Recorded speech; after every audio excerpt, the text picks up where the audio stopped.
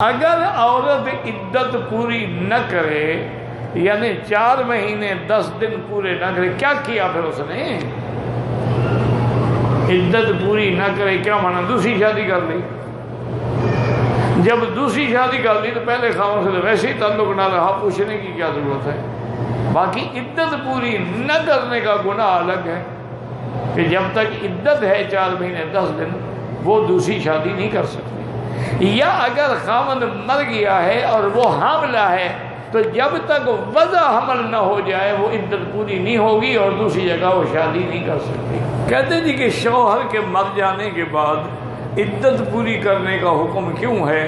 اس لیے کہ ممکن ہے اس کے بطن میں اس کا نطفہ ہو، تو اللہ جانتے ہیں۔ اب 2 3 4 دن 15 دن 20 دن کا تو کسی کو پتہ نہیں ہوتا نا جب تک ٹیسٹ نہ کرائے، تو اس لیے حکم ہے کہ وہ ایک تو اتنا عرصہ اس کے ساتھ تعلق رہا، صحبت رہی، تو کچھ تو حیا ہو کہ اس کے غم میں رہے، اور دوسرا یہ بھی ہے کہ کہیں اس کا نطفہ تو اندر نہیں ٹھہرا ہوا۔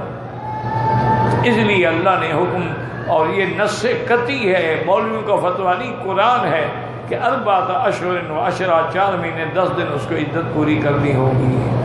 وَأُولَاتُ الْأَحْمَالِ أَن يَضَعْنَ حَمْلَهُنَّ، اور اگر حاملہ ہے تو وضع حمل اس کی عدت ہوگی۔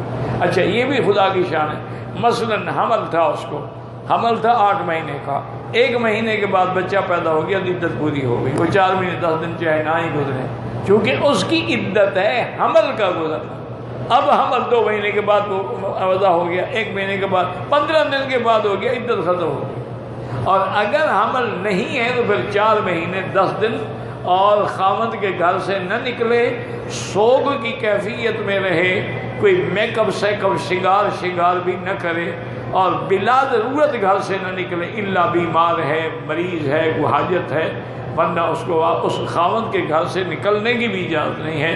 واللہ تعالی عالم۔ ویڈیو کے نیچے سبسکرائب کے بٹن پہ کلک کریں، بیل کے آئیکن پہ کلک کیجئے تاکہ ہر نئی ویڈیو کی نوٹیفیکیشن آپ کو مل جائے۔